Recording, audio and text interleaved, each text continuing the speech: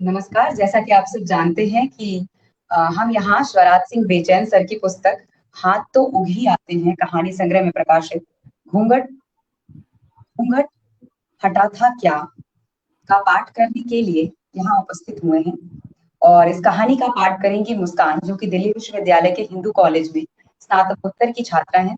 मुस्कान, मैं आपका इस मंच पर हार्दिक स्वागत करती हूँ। साथ ही मैं हमारे साथ जुड़े सभी दर्शकों का भी हार्दिक स्वागत करती हूँ।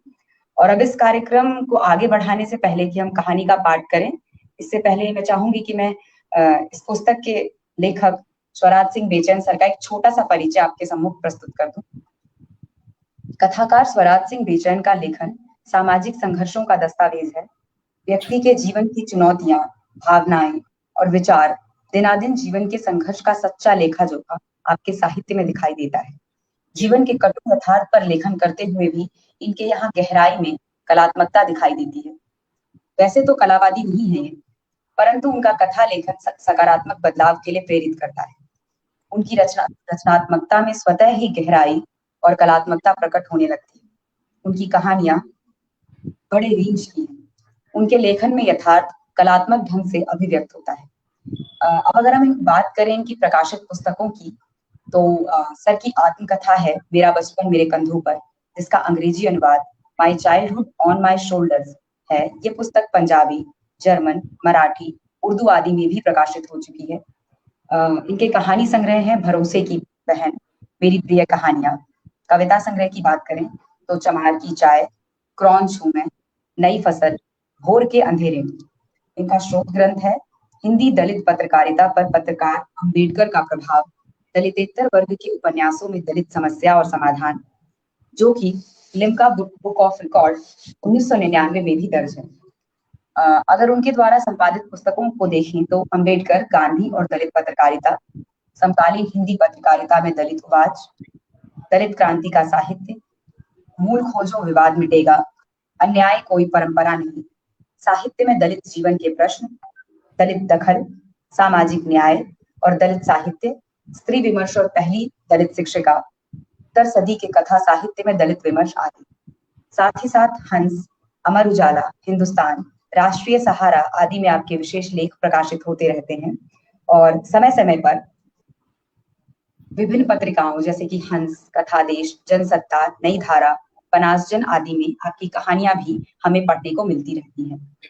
आपको प्राप्त पुरस्कारों और सम्मान की बात करें तो international literary award USA, Subramaniam Bharati सम्मान, national Ambedkar award Delhi, Santram BA स्मृति सम्मान, नई धारा सम्मान, हिंदी अकादमी दिल्ली का गद्य विधा सम्मान, साहित्य भूषण सम्मान उत्तर प्रदेश, बाबा साहब अंबेडकर सम्मान महू संस्थान मध्य प्रदेश, कबीर सेवा सम्मान, स्वामी अछूतानंद अति विशिष्ट सम्मान उत्तर प्रदेश, डॉक्टर राजेंद्र प्रसाद अवार्ड दिल्ली, मध्य प्रदेश साहित्य अकादमी अभिधि केंद्रित प्रथम पुरस्कार आदि प्राप्त हो चुके हैं।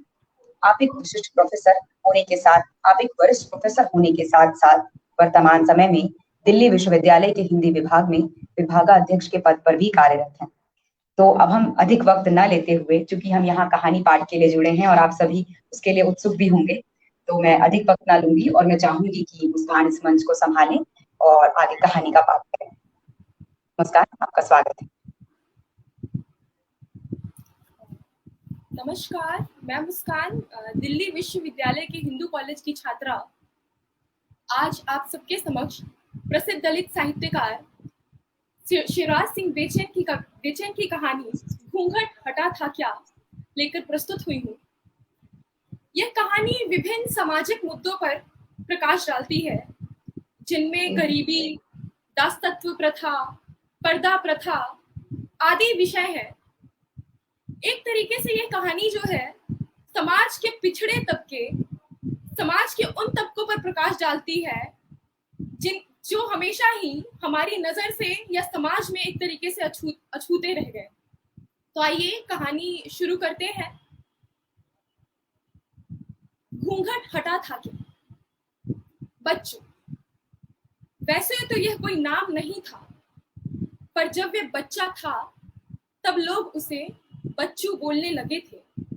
और इसी शब्द ने उसके नाम का स्थान ले लिया था। बच्चों, इस राजपूत परिवार में चौधरी बलाधीन की पहली पत्नी सावित्री देवी के मायके से उनके साथ आया था। सावित्री देवी के शराबी पिता ने भोला सिंह से 500 रुपए का कर्ज लिया था। सो उतारने के लिए 2 साल के लिए बेटी के साथ भेजने से पूर्व उसके पिता दयादास को बुलाकर कहा था, देखो भाई, अब हमारी तो सेवा जो होनी थी सो हो गई। हम अपना बेटा समझकर चौधरी साहब को सौंप रहे हैं। बच्चू को भोला सिंह की बेटी के अतिरिक्त दहेज का सामान बनकर उसकी ससुराल जाना पड़ा था। बेटे का दासत्व सौदा करना दयादास को अच्छा तो नहीं लगा था, परंतु भोला सिंह के बोरी भर अन्न के कर्ज ने उसकी जुबान पर ताला जड़ दिया था। बच्चू जुबानी एग्रीमेंट के मुताबिक चला आया था। पत्नी के पिता ने बच्चू को 2 साल सेवा करने के लिए भेजा था। चूंकि वह कथित छोटी जाति का बालक था, इसलिए सावित्री देवी के पिता भोला सिंह ने संबंधियों को समझा दिया था कि चौधरी की हवेली में इसे क्या क्या वस्तुएं छूने देनी है और क्या क्या नहीं छूने देनी। उसके कार्य, कायदे और घर में रहने की उसकी हदें उसे समझा दी गई थी। बच्चू का स्कूल जाना 5वीं कक्षा से ही छूट गया, क्योंकि 5वीं कक्षा से आगे का कोई सरकारी स्कूल उसके गांव में नहीं था और प्राइवेट दुकान से ज्ञान खरीदने की उसकी हैसियत नहीं। बदकिस्मती से भोला सिंह की बेटी अपने ससुराल में 100 दिन भी नहीं गुजार पाई और उसकी मृत्यु हो गई। बताया गया कि उसे कोई स्त्री रोग हो गया था, जिसका इलाज गांव देहात के डॉक्टरों के पास नहीं था। आधुनिक अस्पताल के लिए जो धन सरकार ने दिया था, वह धार्मिक आयोजनों में खर्च हो गया था। चौधरी बलाधीन साल भर के भीतर ही जब दूसरी शादी करने के लिए सज धज कर निकले थे, तब पास पड़ोस की औरतों ने कहा था, इन मर्दों की जात बड़ी ही खुदगर्ज होती है। चिता की राख भी ठंडी नहीं होने दी और दूसरी ब्याह कर लाने को उतावले हो उठे। बच्चों के एग्रीमेंट की अवधि अब समाप्त हो गई थी, तो वह वापस अपने घर जाने लगा। 2 माह तक जब वह वापस नहीं लौटा, तो उसके माता पिता दोनों बच्चू को लेने आ गए। बलाधीन सेवा लेने के आदी हो चुके थे। वे हर वक्त हुक्म देते रहते थे और बच्चू भोर से देर रात तक लगातार कामों में लगा रहता था और देर रात पशुओं की शाला में जमीन पर झूल बिछाकर सो जाता था। उसे पढ़ने गाने का बड़ा शौक था, सो कुछ भोजन, कुछ चौपाइयां गाकर ही उसे नींद आती थी। हनुमान चालीसा तो उसे आद्योपांत कंठस्थ याद था।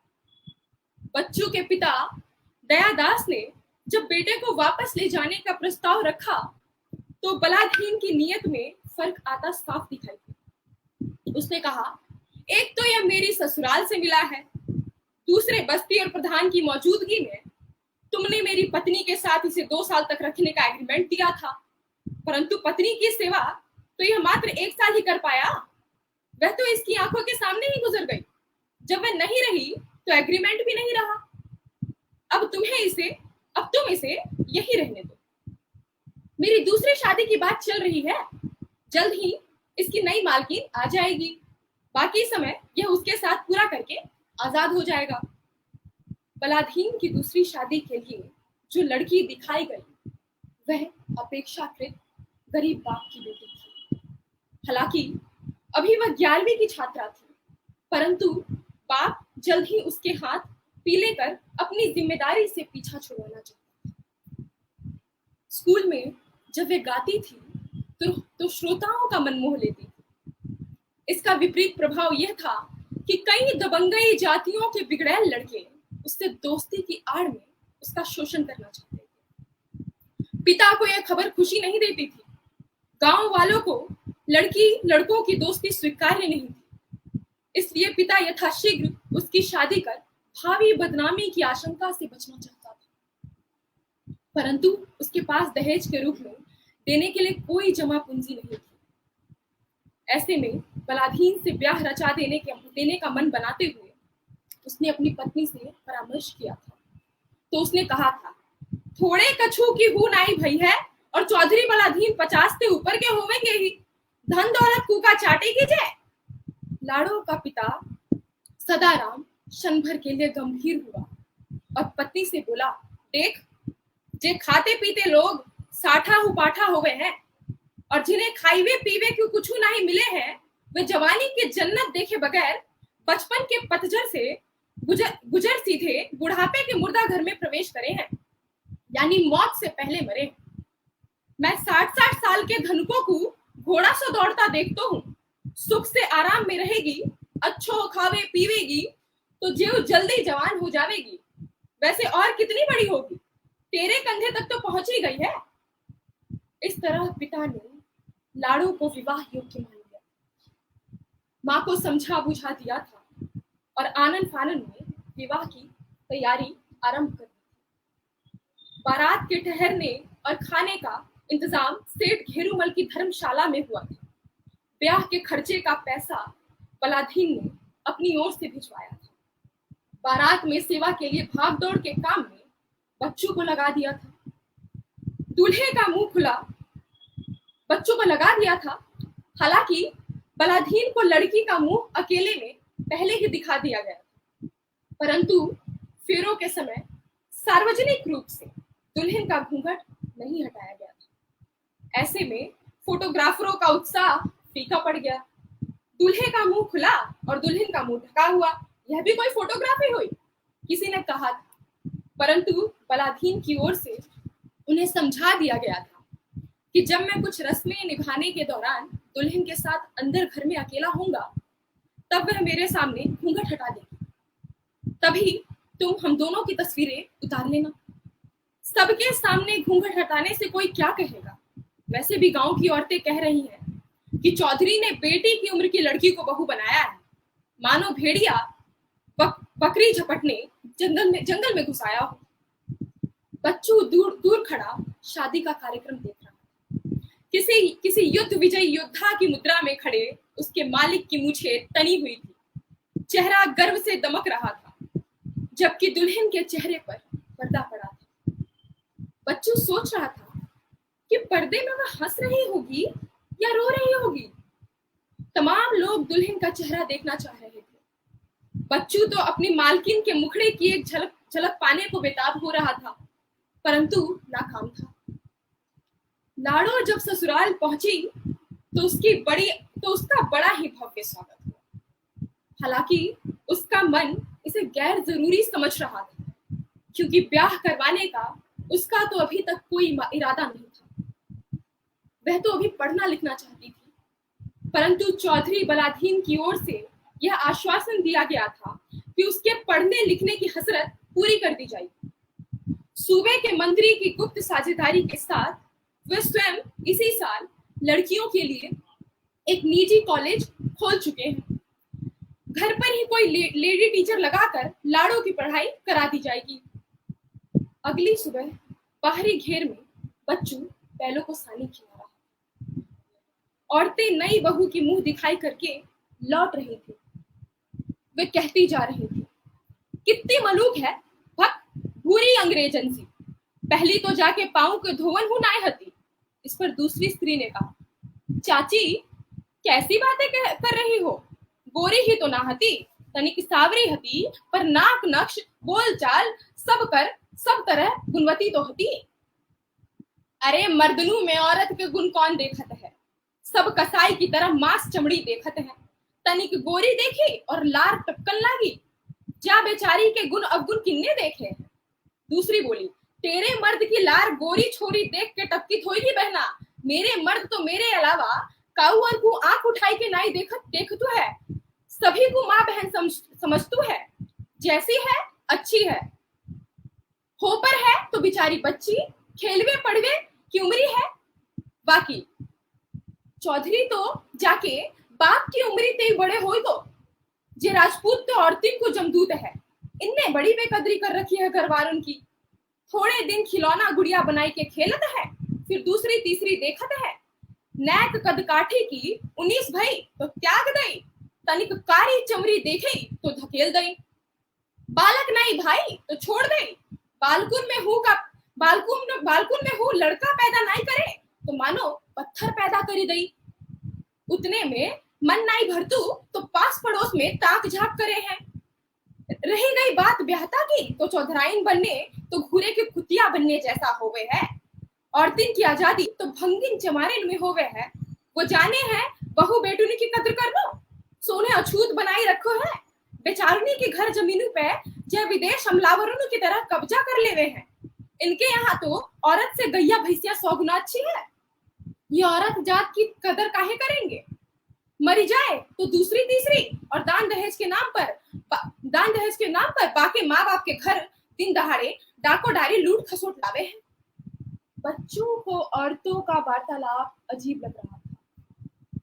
उसकी मालकिन के हवाले से स्त्री की सीरत के बजाय सूरत पर बातें हो रही थी। परंतु इतनी प्रशंसा सुनकर उस खूबसूरत मुखड़े को देखने की इच्छा और बलवती होगी, पर उसे अपनी हदें मालूम थी। अदृश्य बंधनों का एहसास था उसे।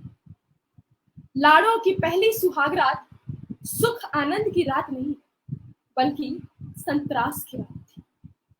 एक तरह से बलाधीन ने अपने बल के अधीन ही किया था। उसे उस बहू रूपी बच्ची के साथ जो किया जोर जबरदस्ती से किया गया था और नाम दिया सुहागरात था। अगले दिन दूर खड़े बच्चों को थोड़ा पास बुलाकर घूंघट में खड़ी लाड़ों का परिचय कराया कि यह बच्चू है तुम्हारी बड़ी बहन, यानी हमारी पूर्व पत्नी के मायके का सेवक। यह उनके साथ ही शादी में कुछ वर्षों के लिए आया था, पर अब लगता है यहीं का होकर रहेगा।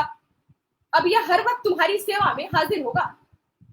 बच्चों को इस तरह उसके परिचय कराने का तरीका अजीब लग रहा था, क्योंकि बलाधीन ने लाड़ों को घूंघट में रहकर देखने बैठने की हिदायत पहले ही दे रखी थी कि किसी मर्द में, चाहे वह उसका हमउम्र बच्चा ही क्यों ना हो, पर्दा हटाकर बात करने की इजाजत नहीं है। सो बच्चों तो उसका चेहरा नहीं देख सका, परंतु लाड़ों ने एक आंख भर घूंघट उकसाकर कनखी से बच्चों को भरपूर देखा था। मानो उसने एक नजर से ही उसकी सिर से पांव तक तस्वीर उतारकर दिल के कैमरे में सहेज कर रखी। बच्चों के रूप में मानो उसके सामने राम रतन आकर खड़ा हो गया। उस रात बलाधीन की वासना ने उसकी विवशता का भरपूर फायदा उठाया। सुबह जब वह अकेली बिस्तर पर पड़ी पड़ी सोच रही थी, तब उसके मन में बच्चू और राम रतन की गड़बड़ हुई छवियां कौंध रही थी। राम रतन गांव के गड़रिये का बेटा था। वह संस्कृत में कालिदास को बहुत अच्छा पढ़ता था। लाड़ो सोच रही थी कि राम रतन तो अब मिलने से रहा, बच्चू भी तो मेरा हम उम्र है और राम रतन की प्रतिछाया है, यही कभी मुझसे बात करे। बलाधीन को जाने क्यों पत्नी की उम्र और अपने कुमेल विवाह का एहसास आशंकित कर रहा था। कथित नीची जाति के नौकरों से ऊंची जाति के औरतों के संबंधों के कई प्रसंग उसके संज्ञान में थे। नीची जातियों के नौकरों, सेवकों आदि से जमींदारों की स्त्रियों के अक्सर अवैध संबंध बन जाते थे। ऐसे कई किस्से कहानियां बलाधीन पहले से ही सुनता आया था, इसलिए वह बच्चों को लेकर अतिरिक्त सावधानी बरत रहा था। बलाधीन के ध्यान से एक वाक्य नहीं उतर रहा था कि किस तरह उसके चाचा कुलराज सिंह ने चाची जग्गो को बांझ बताकर त्याग दिया था। उसके बाप के घर भी श्यामा चमार, जो एक पुश्तैनी नौकर था, उस पर आरोप था कि चाची की उससे सहानुभूति बढ़ गई थी। दबे छिपे चाची उससे मिला करती थी। उम्मीद से हुई तो चाचा खुशी खुशी उसे घर ले आया था। उसकी इच्छा थी सो लड़का ही पैदा हुआ था, वंश चलाने वाला। पर जीवन पर्यंत वह संदेह की घुटन में घुटता रहा। दरअसल बेटे की सूरत श्यामा चमार की सूरत से बहुत मिलती जुलती थी। यही वजह थी कि वह बच्चू को लाड़ो से दूर रखना चाहता था। वैसे भी लाड़ो के रहने सहने का इंतजाम हवेली के दूसरे तल पर था और ऐसा कोई मौका नहीं था जब उन दोनों यानी लाड़ो और बच्चू के मिलने का कोई कारण न बने, कोई कारण बने, माफ कीजिएगा। उस दिन बहू का उपटन और नहला धुलाकर नौकरानी कल्लू कुम्हारी कहती जा रही थी, ए दैया यूं तो गजब की मलूक है, पहली तो जाके पांव का धोवन हूं न हती। बच्चू ने लाड़ो की उदारता तो महसूस की थी पर उसकी सूरत नहीं देखी थी। यहाँ रहते बच्चू को काफी समय बीत गया था। मालिक की नई बहू आने के बाद भी 1 साल होने को है, लेकिन उसने अपनी मालकिन के मुखड़े पर से कभी घूंघट हटता नहीं देखा था। उस दिन लाड़ो के पिता और चाचा पहली बार उसे मायके ले जाने के लिए घर आए। बलाधीन ने खुशी खुशी विदा करते समय कहा कि अधिक से अधिक 1 सप्ताह रखकर वापस कर जाएं। इतना सुझाव देकर उन्हें विदा किया। बलाधीन ने 4 कदम उनके साथ चलकर कहा, लाड़ो को गंगा स्नान करने की इच्छा है, आप घाट के पास से ही गुजरेंगे, इसे जरा स्नान कराते हुए ले जाएं तो उसे अच्छा लगेगा। जी राजा साहब, वह तो हम कराएंगे ही, आप फिक्र ना करें। बलाधीन को जब वे सुझाव दे रहे थे तब बच्चू सोच रहा था, काश काश मुझे भी गंगा घाट तक साथ जाने दिया जाया होता तो कितना अच्छा होता। मालकिन नहाएंगी तो कम से कम घूंघट तो उठाएंगी। हाँ, कोई अंग और दिख जाए तो किस्मत। बच्चू बैलों को चारा पानी खिला पिलाकर तैयार कर पूरे 15 कोस जाना है। जी मालिक। वह घूंघट उठने का ख्याल दिल में रखकर काम पर जुट गया। लाड़ो के जाने के बाद बलाधीन की बहन लक्ष्मी लाड़ो की अलमारी की ओर चली गई। शीशे के सामने रखे रंगीन रुमाल को उसने उंगलियों से खिसकाया तो देखकर चौंकी, अरे ये झुमका, इसके लिए तो भाभी ने भैया से कितनी बार फरमाइशें की थी और झुमका पाकर इतनी खुश हुई थी, उतनी तो कभी बरेली वाली हीरोइन ना हुई होगी। इसे तो मानो खजाना मिल गया था। लक्ष्मी भागी भागी बलाधीन के पास आई और झुमका दिखाती हुई बोली, भैया भाभी का ये झुमका क्या वो जानबूझकर छोड़कर गई है या भूल गई है, आपको कुछ पता है? मुझे तो कुछ पता नहीं, पर मैं इतना जानता हूं कि झुमका उसे बेहद पसंद था। बार बार कहती थी कि माँ के यहाँ जाऊंगी तो पहनकर जाऊंगी, अपनी सहेलियों को दिखाऊंगी। तो जाहिर था कि यह उससे भूलवश छूट गया है, याद आएगा तो बहुत परेशान होगी। सो तो होंगी भैया, पर अभी रथगाड़ी कितनी दूर दूर पहुंची होगी? 5-7 कोस चलने से पहले बैलों को पानी पिलाने सुस्ताने के लिए भी नहीं ठहरेंगे वो लोग। केवल सवारी लाने ले जाने के उपयोग में लाए जाने वाली इस बैलगाड़ी को घोड़ों के रथ की तरह सजा रखा था, इसलिए इसे वे रथ गाड़ी कहते थे। और बैल भी घोड़े की तरह शौक के लिए पाले गए थे, जिन्हें केवल परिवार की खास सवारी के लिए रथ गाड़ी से जोता जाता था। तो अब क्या किया जाए? किया क्या जाए? बैलों से तेज जो चल सके वही उन्हें पकड़ सकता है। हाँ, इस झुमके को घोड़ी से पहुंचाया जा सकता है, परंतु घोड़ी ने तो 10 दिन पहले ही अपने बच्चे को जन्म दिया है, उसे अभी दौड़ना उसकी सेहत के लिए अच्छा नहीं होगा। दूसरा विकल्प है साइकिल, क्योंकि सड़क तो अभी अभी दूसरा विकल्प है साइकिल क्योंकि सड़क तो अभी अभी चुनाव से 4 दिन पूर्व गड्ढा मुक्त हुई है और चुनाव परिणाम आने तक 2-4 दिन तो गड्ढे मुक्त रहेगी ही। अच्छा, तू एक काम कर, बच्चों को बुला कर ला, वह दौड़ता चला जाएगा। लाड़ो के गांव तक का रास्ता उसे देखा हुआ है। लक्ष्मी उसे बुलाकर लाई और यह जानकर उसे खुशी हुई कि बच्चू साइकिल चलाना जानता है, इसलिए उसे पैदल दौड़ने की भी जरूरत नहीं होगी। तो भैया बच्चू को साइकिल दे दो, मैंने देखा है वह बहुत खूब अच्छी तरह से साइकिल चलाता है। अगर रास्ते में नहीं पकड़ पाएगा तो गांव जाकर ही दे आएगा। बलाधीन को यह पहली बार पता चला कि बच्चू साइकिल भी चला लेता। जा बच्चू जा, झुमका देकर जल्दी लौट आना।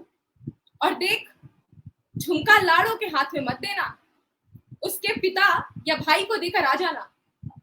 और देख, यदि वह घूंघट हटा दे तो तू मुंह फेर लेना, और घूंघट काढ़े तो तू ताक झांक मत करना। बच्चू ने खुशी खुशी साइकिल उठाई और चल पड़ा। हालांकि उसकी उम्र कम थी, परंतु लंबाई भरपूर थी। 100 पैडलों तक पांव आराम से पहुंच रहे थे। थोड़ी देर तो वह धीमा चला, फिर उसने अपनी पूरी ताकत साइकिल में झोंक दी। काफी दिनों बाद वह साइकिल चला रहा था। अभ्यास के अभाव में वह जल्दी हाँफने लगा था। उधर रथ गाड़ी में बैठी लाड़ो की नाक में नथनी देखकर उसका छोटा भाई बोला, दीदी आप अच्छी लग रही हैं, देखो शीशा, देखो तो। कहते हुए उसने रथ गाड़ी के पर्दे में टंगा हुआ छोटा सा शीशा लाड़ो के चेहरे के सामने रख दिया। तब उसकी नजर कानों पर गई और उसे झुमके की याद आई। अरे, झुमका तो मैं घर पर ही भूल गई। दर्पण देखते हुए वह परेशान हो गई। बापू, रथ गाड़ी यहीं पर रुकवा दो। क्यों बेटी, रथ गाड़ी क्यों रुकवाना चाहती हो? ऐसी क्या बात है? बापू, मेरा झुमका छूट गया है। तो छूट जाने दे बेटा, वह तेरा घर है। घर ही में तो छूटा है, लौट कर तो घर ही आएगी। वैसे भी हम गांव से 4-5 कोस निकल आए होंगे। बापू, मैं वापस लौटने को तो नहीं कह रही, परंतु मेरा मन कह रहा है कि वो देखेंगे तो मेरा झुमका जरूर भिजवाएंगे। भिजवाएंगे तो जब वो देखेंगे उन्हें क्या पता होगा। पता उन्हें ना सही, पर मेरी ननद या नौकरानी उसे जरूर देखेंगी तो जरूर भिजवाएंगी। बेटी का आग्रह मानकर पिता ने बेटे से कहा, सुनो भैया, लाड़ो कह रही है तो कुछ देर रथ गाड़ी रोक कर देख लो। आगे नहर के सहारे बैलों को पानी पिला लो और पोटली खोलकर तुम भी कुछ खा पी लो। आधा 1 घंटे के बाद फिर चल पड़ेंगे। उन्होंने रथ गाड़ी रुकवा दी। बैलों को नहर में ले जाकर पानी पिलाकर पेड़ से बांध दिया और वे 3 तिल के लड्डू निकालकर खाने लगे। लाड़ो घूंघट से मुक्त टकटकी बांधे नजर गड़ाए रास्ते पर दूर तक देख रही थी। उसे कोई आता हुआ नजर नहीं आ रहा। तब वह निराश हो गई। बैल सुस्ता लिए, हमने लड्डू खा लिए और पानी भी पी लिया, अब चलते हैं। किसी का आना तो तय नहीं है, इसलिए अब और ज्यादा इंतजार करने का कोई क्या ही मतलब। चलो बेटा, हम भी इतने मरे गिरे नहीं हैं जो एक झुमका और न बनवा सके। अगर नहीं आएगा तो नया बनवा देंगे। लाड़ो मन मार कर बैठ गई और गाड़ी पर चल पड़ी। अभी आधा कोस भी नहीं निकली थी और आगे नहर का रास्ता काट कर कोई साइकिल सवार गाड़ी की ओर आता दिखाई दिया। चालक तो उसे नहीं पहचान पाया, पर बच्चू ने गाड़ी पहचान ली और देखते देखते वह रथ गाड़ी के पीछे आ पहुंचा। लाड़ो पीछे की ओर रुख किए बैठी थी। बच्चू को देखते ही उसका मन प्रफुल्लित हो गया, परंतु इससे पहले कि बच्चू उसके सामने आए, उसने घूंघट का पल्लू खींचकर नीचे रखने की चौधरी की दी गई हिदायत याद आ गई और खानदान की मर्यादा याद आ गई। उसे सिखाया गया था कि अपने परिवार की अनुपस्थिति में भी गैर मर्द के सामने घूंघट नहीं हटाना है। सो बच्चू के सामने आते ही उसने झट से आंखों से नीचे पल्लू खिसका लिया और सिमट कर रथ गाड़ी के कोने में बैठ गया। मानो बच्चू नहीं, उसके सामने उसका जेठ या उसका ससुर आकर खड़ा हो गया। जबकि बच्चू ने उसी को संबोधित करते हुए कहा था, मालकिन, मालकिन, मैं आपका झुमका लेकर आया हूं। लाड़ो का मन हुआ कि वह गाड़ी से उतरकर गर्मजोशी के साथ कौली भरकर बच्चू का मासूमियत भरा मुंह चूम कर धन्यवाद करे, परंतु वह परंपरा की अदृश्य बेड़ियों में जकड़ी पड़ी थी। चूमना तो दूर, उसके लिए घूंघट हटाकर भरी आंखों से देखना तक कल्पनातीत था। भाई बापू भी भाई बापू की भी अपेक्षा यही थी। बेशक बच्चू ससुराल का एक घरेलू नौकर ही सही, पर था तो पुरुष ही। लाड़ो तो इतनी अनुशासित बहू थी कि यदि बलाधीन के घर का कुत्ता भी आता तो वह उसके सम्मान में भी घूंघट नीचे कर लेती। शाबाश बेटा, हम अभी गंगा नहाएंगे, तू लौट, हमें आगे जाना है। तू तो गंगा नहाएगा नहीं, लाड़ो के पिता ने बच्चू से कहा। जबकि बच्चू सोच रहा था कि काश कुछ दिन के लिए मालकिन घरेलू नौकर बनाकर उसे भी साथ ले जाती तो ससुराल में न सही, मायके में तो कभी बिना घूंघट के नजर आती। बच्चू पास आकर भी मालकिन के मुखमंडल का दीदार करने की अपनी हसरत पूरी नहीं कर सका। देखना चाहा तो भी वह घूंघट ही देख पाया।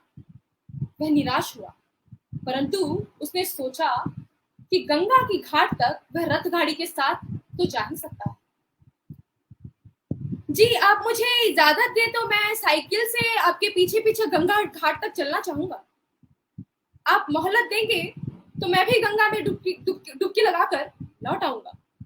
वह मन ही मन सोच रहा था कि मालकिन कहीं पानी पिएंगी तो घूंघट उठाएंगी, गंगा में नहाएंगी तो घूंघट नहीं रख पाएंगी, निर्मल और पावन जल में मुंह धोएंगी तो परछाई तो नजर आएगी।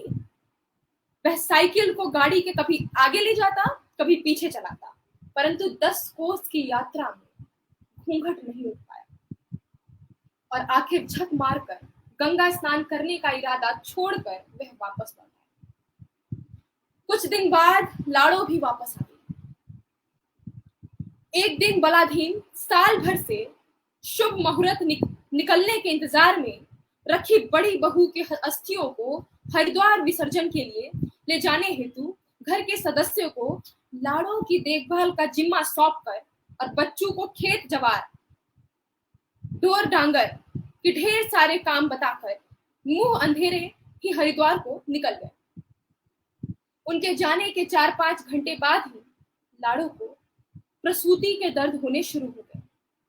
लाड़ो ने तड़पते हुए लक्ष्मी से कहा, दीदी बच्चों को बुला दो, मैं उससे कहूंगी कि वह जल्दी दीदी बच्चों को बुला दो, मैं उससे कहूंगी कि वह जल्दी से तुम्हारे भैया को वापस बुला लाए और तब तक किसी तरह मुझे अस्पताल पहुंचा दिया जाए। लाड़ो की माँ की उम्र की ननद ने कहा, धीरज धरो भाभी, मैं जानती हूँ कि पहली प्रसूति में पीड़ा बहुत होती है, मन मजबूत रखो, मैं कुछ करती हूँ। वह भागी भागी हवेली के बाहर आवाज देती हुई पशुशाला की ओर गई। बच्चू जल्दी आ, तुझे भाभी ने याद किया है। याद किया है?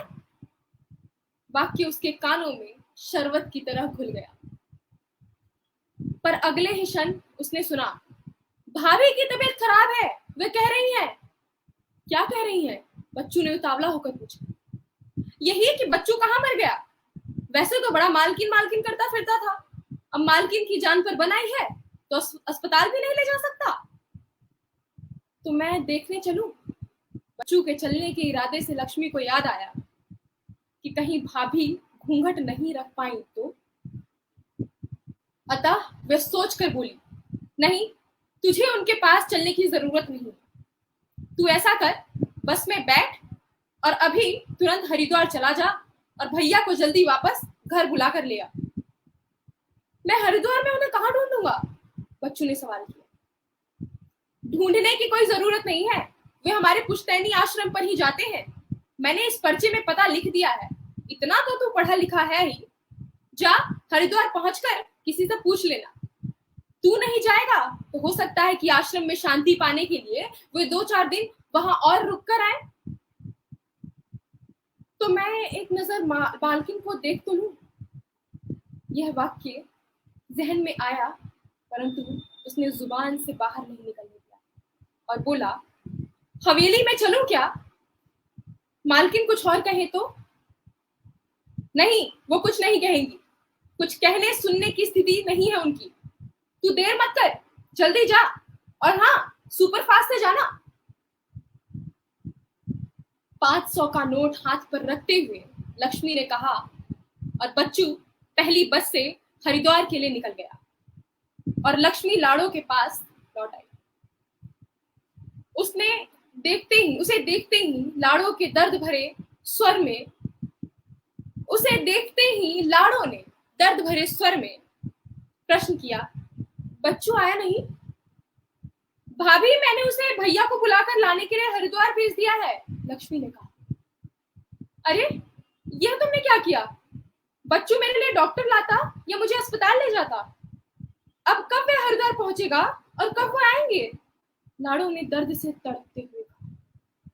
इधर यह स्त्री घर में घीसू माधव की बुधिया की भांति तड़प रही थी और बच्चू पहुंचने वाला था हरिद्वार।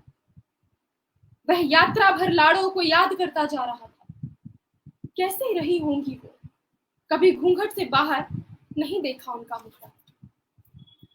बस की सबसे पिछली सीट पर हिचकोले खाते हुए उसे नींद की झप्पी आ गई तो वह ख्वाब देखने लगा। वह हवेली के नीचे है और दूसरी मंजिल से एक सुरीली आवाज उसके कानों में आ रही है। सवेरे सवेरे ये कौन कोयल गा रही है? मालकिन, अरे इनके कंठ में इतना रस। तब उसका मन हुआ कि वह भी एक गीत गाए। बदली के पर्दा में हे राम जी, काहे चंदवा छिपाए, पलका खुलाए जागू रात भर, काहे निंदिया ना आए, आंख चुंधियाए कौन बिंदिया लगाए। बच्चू स्वयं भी संगीत प्रिय स्वभाव का किशोर था। हालांकि न उसके पास वाद्य यंत्र थे और न कोई प्रशिक्षण, पर प्रकृतिदत्त कला अवश्य थी जो उसके कंठ में अक्सर फूटती रहती थी। उसी तरह लाड़ो गाती थी, चंदा से बतियाती थी, तारों को पास बुलाती थी, पर घूंघट नहीं उठाती थी। पढ़ने लिखने के अंतराल में तितली सी उड़ जाती थी। स्कूल में वह 10वीं में ही गायन प्रतियोगिता जीती थी। यह उसकी पर्सनैलिटी का सच था। तो ये बच्चों के सामने कैसे आया? वह सोच ही रहा था कि उसी क्षण बस के आगे ट्रक आ गया। चालक ने जोर से ब्रेक मारी। कई यात्रियों के सिर सामने की सीटों से टकराए। एक यात्री गाली देते हुए चिल्लाया, तेरी साले ड्राइविंग कर रहा है या कुटाई कर रहा है? हरिद्वार पहुंचाएगा या सीधा स्वर्ग धाम? बच्चू ने झटका क्या खाया कि सपने वाला खजाना ही गवा दिया। वह भड़बड़ा कर उठा और सावधान होकर सीट पर बैठ गया। अब हम हरिद्वार पहुंच रहे हैं, परिचालक ने प्रसन्नता के स्वर में समाचार दिया। बस से उतरकर बच्चू नियत स्थान पर पहुंचा तो आश्रम वालों ने बताया, चौधरी तो रात को ही निकल गए थे, अब तक तो वे घर भी पहुंच चुके होंगे। दिल खोल कर दान पुण्य करके गए हैं, अगले जन्म में उन्हें जरूर अच्छा फल मिलेगा। बच्चू सुनकर पहले तो निराश हुआ कि वह रात भर सफर करके आया और मालिक से नहीं मिल पाया, और दूसरे ही क्षण उसे इस बात का संतोष हुआ कि चलो वे मालकिन के पास पहुंच चुके होंगे, अब वे उनकी हिफाजत कर लेंगे, वे स्वस्थ हो जाएंगी तो शायद किसी दिन घूंघट से बाहर भी आएंगी। मुझे भी जल्दी लौटना चाहिए, सोचता हुआ वे बस स्टॉप की ओर भागा और वापस आ रही उसी बस में जा बैठा। रास्ते भर सोचता आ रहा था कि अब तो वे मां बन जाएंगी, बच्चा खिलाने के लिए मुझे जरूर बुलाएंगी, तब तो घूंघट हटाएंगी। उधर चौधरी बलाधीन वापस घर पहुंचे। गांव की सीमा में घुसते ही उन्हें अपनी पत्नी की हालत का पता चल गया। कोई उसे अस्पताल नहीं ले गया। औरतें बतियाती जा रही थी, बहुएं बेमौत ना मरेंगी तो क्या अमर होंगी, बच्चियां बच्चे पैदा करेंगी तो कच्ची मिट्टी सी काया का क्या होगा, घड़े की तरह फूट ही जाएंगी। हाथी जैसा चौधरी चूहिया जैसी बच्ची पर पांव भी रखेगा तो उन्हें मौत के मुंह में ढकेलेगा या जिंदगी को सुहाने सफर की ओर ले जाएगा। अरे मौत तो बाकी वही दिन तय हो गई हती जब वे फूल सी बच्ची जा पत्थर से अधेड़ के संग बांध गई। वहां आसपास कोई डॉक्टर नहीं था। राजनीति को शिक्षा चिकित्सा में उन्नति करना अभी प्राथमिक नहीं लग रहा था, सो उसका खमियाजा तो उठाना ही था। एक तो प्रसव प्रक्रिया में काफी रक्तस्राव हो गया था, दूसरे ही शहर जाने वाले लिंक रोड में हाल की बरसात में गहरे गड्ढे हो गए थे, सो हिचकोले से खून और अधिक निकल गया, इसलिए शहर पहुंचने से पहले ही लाड़ो दुनिया से चल बसा। यहां तक कि बच्चा भी नहीं बच सका। अगली सुबह बच्चू गांव लौटा तो वह शमशान के रास्ते ही आ रहा था। वहां उसे पता चला कि मालकिन नहीं रही। धू धू जलती चिता देखकर उसकी आंखें भर आई। वहीं पास ही घूरे पर खून पानी से सने कुछ गंदे कपड़े लाकर डाल दिए गए। बच्चू ने देखा तो उसे आभास हुआ कि कदाचित ये मालकिन ने इस्तेमाल किए होंगे। तो वह खड़ा खड़ा डंडी की नोक से कपड़े कुरेदने लगा। उसे डायरी के पन्नों का एक गोला सा दिखा।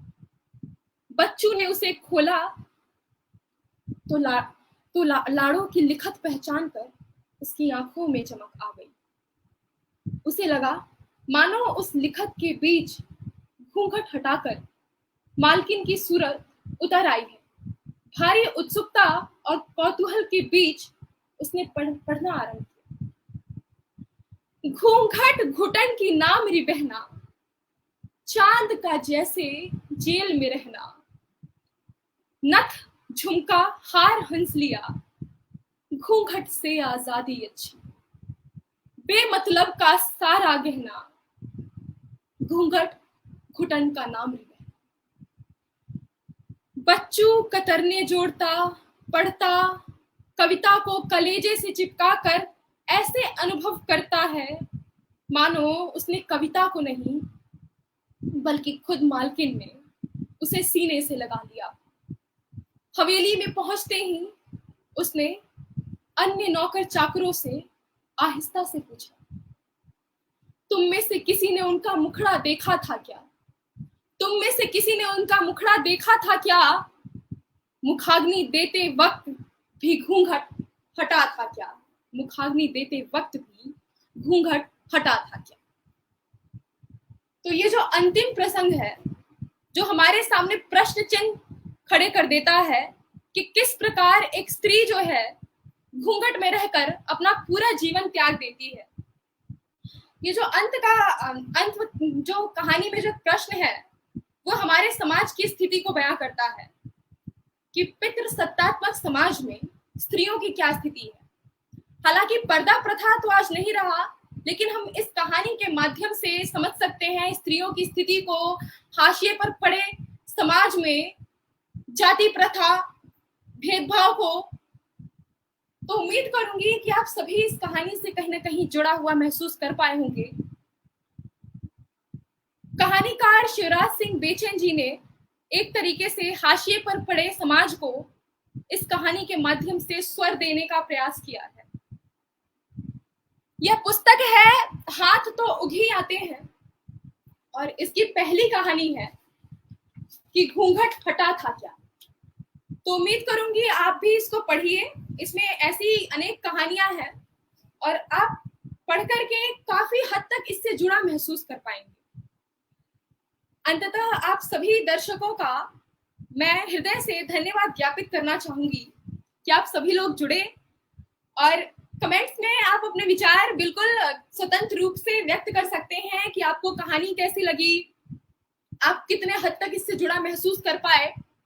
और साथ ही साथ मैं रचयिता की टीम को धन्यवाद ज्ञापन करना चाहूंगी कि उन्होंने मुझे यह अवसर दिया इन कहानियों को पढ़ने का, आप सभी के समक्ष पाठ करने का मौका प्रदान किया।